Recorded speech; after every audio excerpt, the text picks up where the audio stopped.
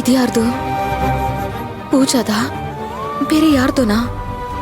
ಯಾರ್ದಾದ್ರೂ ಆಗಿರ್ಲಿ, ತೆಗೆದ್ಬಿಡ್ತೀನಿ.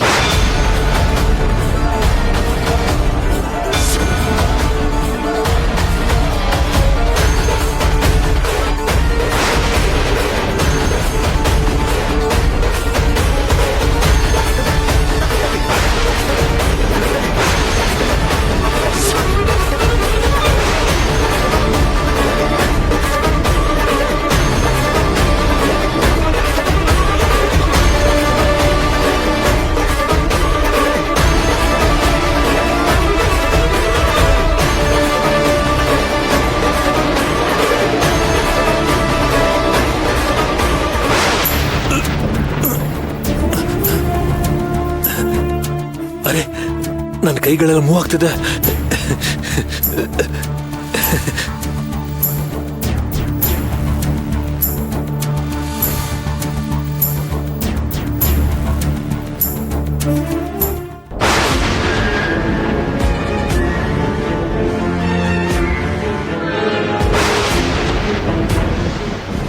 ಎಲ್ಲಿದ್ದೀನಿ ನಾನು? ನಾನು ಹೇಗೆ ಇಲ್ಲಿಗೆ ಬಂದೆ? ನನಗೆ ಮಾತಾಡಕ್ಕಾಗ್ತಿದೆ.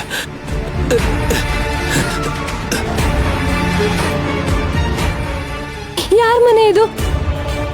ಒಂದು ಅರ್ಥ ಆಗ್ತಿಲ್ವೇ?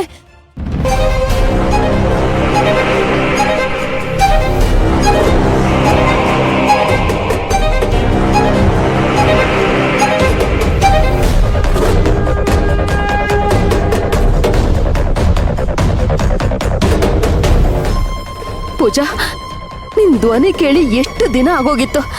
ನನ್ಗಂತೂ ನಿಂದೆ ಚಿಂತೆ ಆಗಿತ್ತು. ಪೂಜಾ, ಅಶ್ವಿನ್, ಪೂಜಾ, ಅಶ್ವಿನ್.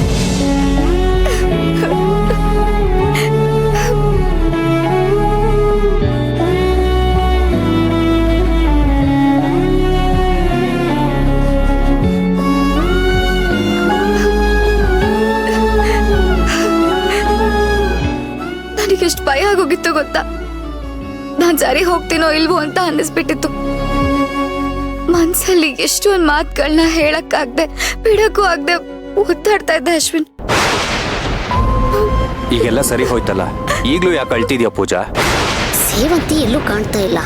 ಇಲ್ಲಿ ನೋಡಿದ್ರೆ ಇದ್ದಕ್ಕಿದ್ದಾಗೆ ಇವಳು ಮಾತಾಡ್ತಾ ಇದ್ದಾಳೆ. ಸೇವಂತಿ ನನ್ನ ರೂಮಿಗೆ ಹೋಗಿದ್ದಾಳ? ಅಲ್ಲ, ಅವಳೇನಾದ್ರು ಕಿತಾಪತಿ ಮಾಡ್ತಿದ್ದಾಳ? ಇಷ್ಟ ದಿನ ಎಷ್ಟೆಲ್ಲ ಒದ್ದಾಡ್ಬಿಟ್ನಲ್ಲ ಭಾವ. ಹೌದು, ಖಂಡಿತ ಇದು ಸೇವಂತಿದೆ ಕಿತಾಪತಿ.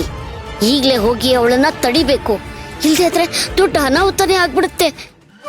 ಹೌದು ಪೂಜಾ, ನಿನ್ಗ್ಯಾಕೆ ಹೀಗೆಲ್ಲ ಆಯ್ತು? ಇದಕ್ಕೆಲ್ಲ ಅದಕ್ಕೂ ಮಾಯ ಮನೆ ಕಾರಣ.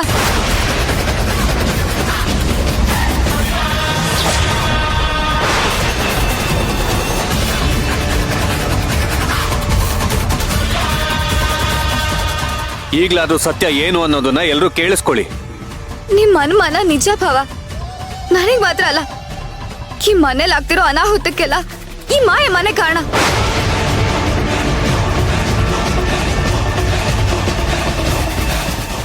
ಇವಳು ಸಾಮಾನ್ಯದ ಹೆಂಗ್ಸಲ್ಲ ಭಾವ.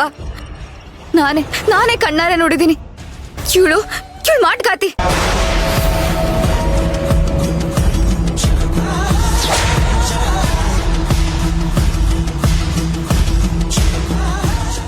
ಪೂಜಾ, ಏನಮ್ಮ ಹೇಳ್ತಿದ್ಯಾ ನೀನು? ನೀನ್ ಹೇಳ್ತಿರೋದೆಲ್ಲ ನಿಜಾನಾ? ಹೌದು ಅತ್ತೆ. ನಾನು ಅವತ್ತು ಅಶ್ವಿನ್ ಜೊತೆ ಮಾತಾಡ್ತಾ ಈ ಮಹಾಯಮ್ಮನ್ ರೂಮ್ ಹತ್ರ ಹೋದೆ.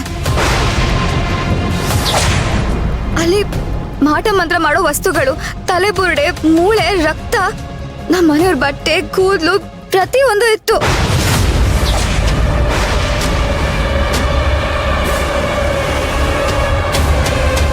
ಲೇ, ನನ್ ಬಟ್ಟೆನೂ ಇತ್ತೇನೆ? ಎಲ್ಲದೂ ಇತ್ತು ಚಿಕ್ಕಿ. ಇವಳು ಒಳ್ಳೆಯವಳಲ್ಲ. ಕೆಟ್ಟ ದೇಶ ಇಟ್ಕೊಂಡು ಈ ಮನೆಗೆ ಬಂದಿದ್ದಾಳೆ.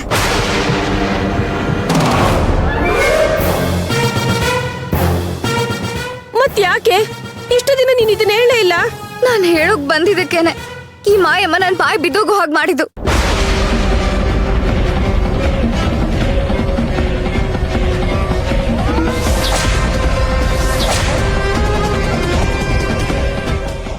ಹೌದು ಅತ್ತೆ, ಇದನ್ನೆಲ್ಲ ಯಾರಿಗೂ ಹೇಳ್ಬೇಡ ಅಂತ ಧಮಕಿ ಹಾಕಿದ್ಲು.